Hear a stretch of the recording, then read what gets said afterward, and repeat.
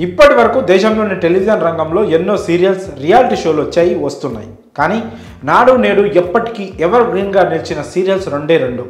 ఒకటి మహాభారతం, రెండోది రామాయణం. ఈ రెండు సీరియల్స్ ఒకప్పుడు బుల్లితెరపై ప్రపంచం సృష్టించాయి. రామాయణం, మహాభారతం సీరియల్స్ వస్తున్నాయంటే చాలు చిన్న పెద్ద అనే తేడా లేకుండా ప్రతి ఒక్కరూ టీవీ ముందు కూర్చొని చూసేవారు. ఈ సీరియల్స్లో నటించిన ప్రతి ఒక్కరూ తర్వాత సినీ ఇతర సీరియల్స్లో నటిస్తూ మంచి పేరు సంపాదించుకున్నారు. రామాయణంలో నటించిన ఓ నటుడు ఇప్పుడు 1000 కోట్లకు అధిపతి అయ్యారు. ఇంతకు ఆ నటుడు ఎవరు, ఎలా అన్ని కోట్లకు అధిపతి అయ్యాడు అనే విషయాల గురించి ఇప్పుడు తెలుసుకుందాం. వివరాల్లోకి వెళ్తే 1983లో దూరదర్శన్లో ప్రసారమైన రామాయణం సీరియల్లో కోట్ల మంది ప్రజల్లో హృదయాల్లో చిరస్థాయిగా నిలిచిపోయింది. రామానంద్ సాగర్ ఈ దృశ్య కావ్యానికి దర్శకత్వం వహించి నిర్మించారు. ఇటీవల కరోనా సమయంలో రామాయణం సీరియల్ మరోసారి ప్రచారం చేశారు. ఇప్పటికీ ఈ సీరియల్ కొత్త అనుభూతినిస్తుందని అంటున్నారు ప్రేక్షకులు. అప్పట్లో బాలీవుడ్ మూవీస్ రేంజ్లో ఈ సీరియల్ని తెరకెక్కించారు. ఆ సమయంలోనే అద్భుతమైన టెక్నాలజీ వాడారు. ఈ సీరియల్లో నటించిన ప్రతి ఒక్కరి పాత్ర ప్రేక్షకుల హృదయాల్లో నిలిచిపోయింది.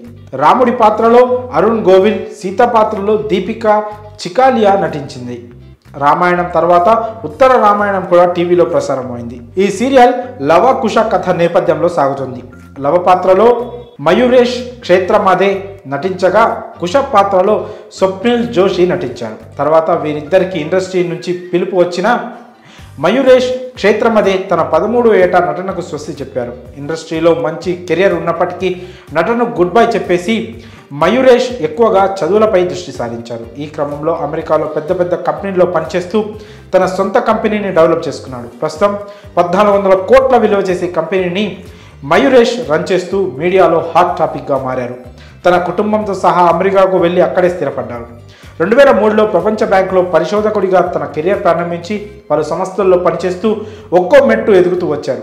2016లో ప్రపంచంలోని అతిపెద్ద మార్కెటింగ్ ప్లాట్ఫామ్ కమిషన్ జంక్షన్లో అడుగుపెట్టి 2019 నాటికి తన సొంత కంపెనీకి సీఈఓగా ఎదిగారు.